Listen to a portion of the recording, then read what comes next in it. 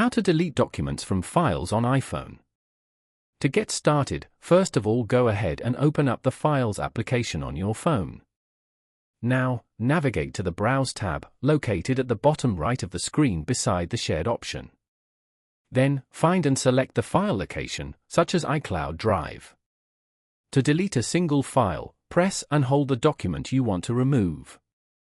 From the menu that appears, tap on Delete at the very bottom. Alternatively, to delete multiple files, tap the three dots icon at the top right corner and then tap on Select as shown.